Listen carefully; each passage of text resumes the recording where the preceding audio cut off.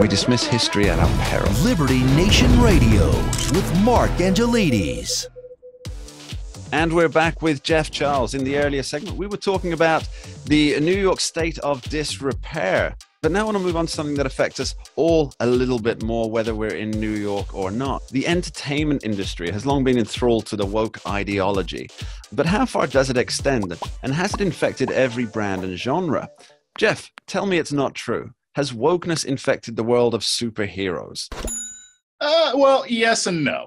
I mean, because when it comes to these issues, when it's superheroes, or even if you're watching the new Game of Thrones show or Rings of Power, you know, I think what happens is that, yes, the left has injected a lot of wokeness into superhero movies and into Hollywood in general.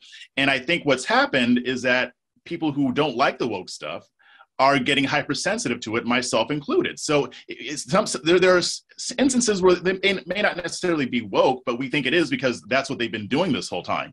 But I mean, in various TV shows, I mean, people were complaining about She-Hulk because she, you know, gave that speech about how hard it is being a woman and containing your anger. Well, but if you think about that, movies have been saying that since the 80s, 90s, TV shows. That's always kind of been a thing. So I personally didn't feel like I was being lectured to. But in Winter and in Captain America and the Winter Soldier, they included some social elements in that, but it wasn't too bad. It wasn't. I didn't feel preached at until the final episode when he goes on the speech. So I think what's happening is that they are injecting it in certain areas, but I don't think that wokeness is pervasive in every single production. Obviously, we've seen a lot of new shows, original concepts, and recraftings of old concepts come out, especially on streaming channels. But it seems that there has to be a certain amount of wokeness involved for something to get made. I mean, I can't remember the last time I saw... Oh, no, actually, that's not true. I'm about to disprove my point here. Top Gun Maverick was unapologetically pro-America. It was pro boys and their toys.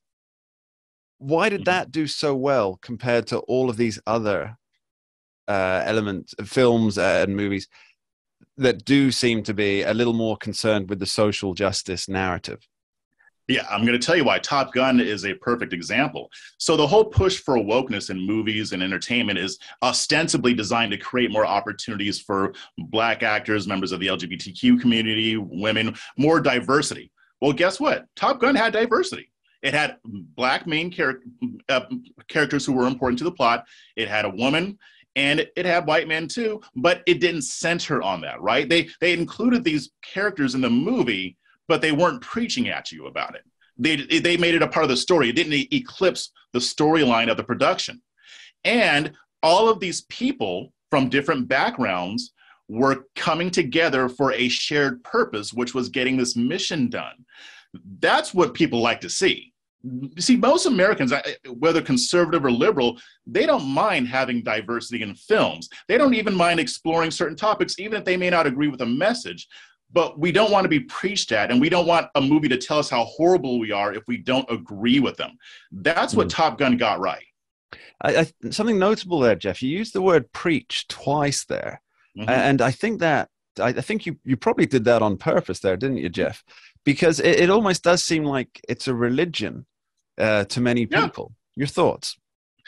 Yeah, it is. Wokeness is a religion. And I often use very religious terms to describe the woke left. Like I talk about the woke Sanhedrin. I talk about the precepts of woke theology, because they do practice this almost like a religion where their ideology and their government is the God.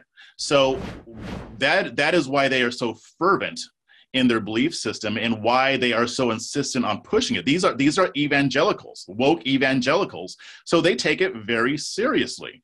So they are willing to go overboard with this. And they are willing to demonize people who don't agree with it.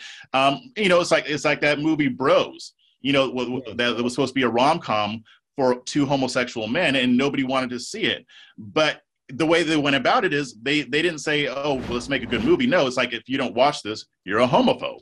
I mean, it's absolutely absurd. Even, like The Woman King, I just saw that movie, and I like the movie. I can understand the criticism against it, but there are people even saying if you criticize a movie, you're a racist. That is religious zealotry at its worst. Yeah, I actually haven't seen the Woman King, although I have read several of the criticisms of it, namely being that I believe this is pronounced Dahomey, spelt with an X, were some of the biggest slave traders in the region who continued slave trading and even fought a war against the French so they could continue to slave trade. And then we've made them the heroes of a new movie. But apparently that's okay because, it's got Viola Davis, who apparently is a great actress, and the movie's a good vehicle for her. I've heard nothing but good things about her, even though I've heard some pretty terrible things about the movie itself. Now, Jeff, is this a one-way street that we're looking at for movies? Will they continue to adhere to the woke theologies, the woke indoctrinations, or will people take a note out of the Top Gun Maverick book and think, well, maybe if this is successful for the reasons, they could just do diversity in the casting, which, as you say, it's great. It provides opportunity for people who may have been overlooked by the Hollywood system or the filmmaking industry in general, but without pushing particular messaging. Do you think that Top Gun Maverick will act as more of a beacon for that? Or is it all one-way street, more wokeness all the time, breakfast, lunch, and dinner?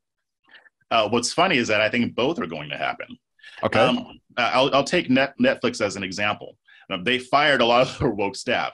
They continue to air Dave Chappelle, who was politically incorrect, Bill Burr. But they still have some woke programming. So I think they're pulling away from it, but I don't think that they're going to completely get rid of the woke stuff. But I think they will promote more of the Top Gun Maverick type of feel. I think that what'll happen is that the market will decide. People aren't going to want to see the woke stuff, and they're going to want to see more of the, just regular entertainment. So I do think it's going to keep happening, but I don't believe that the wokeness will be as dominant as it is right now. And I can already kind of see that starting to decline because, again, nobody wants to be preached to on a Friday night when they're sitting down with their families watching a movie. Yeah, you mentioned Netflix there. A great recent story was their Jeffrey Dahmer biopic that was in the LGBTQ category, and that received some backlash because, we want representation, but not that kind of representation. Well, and that was a very interesting controversy because I watched that series. I was fascinated by it. And it doesn't necessarily cast members of the LGBTQ community in a negative light. It actually casts them as the victims because that's who his victims were. And they did a very good job of portraying that. Even the racial issues that were going on and how that allowed him to get away with a lot of these murders, I thought was very well done. So I can kind of see where they're coming from on that. But at the same time, this movie wasn't trying to portray members of the LGBTQ community in a negative light. Except, of course, Jeffrey Dahmer. Oh, yeah, him himself. Yeah. Who was himself a member of said community. Jeff Charles, thanks ever so much for joining us. Yeah, thanks for having me on. You're listening to Liberty Nation Radio, heard coast to coast on the Radio America Network from our flagship station in the nation's capital, WWRC in Washington, D.C.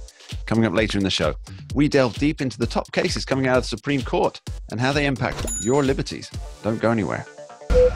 We dismiss history at our peril. Liberty Nation Radio with Mark Angelides. Entertaining, informative, and just plain fun. Watch Liberty Nation's The Conservative 5. Produced by conservatives for conservatives. C5's The Left Free Zone. Hosted by Liberty Nation's Lisa K. Donner. Joined by a raucous, irreverent panel of authors. Deconstructing leftist narratives. Debating the hot topics. And remembering to laugh. Join the official conservative safe space. You only did that to piss Jeff off. Liberty Nation's The Conservative 5.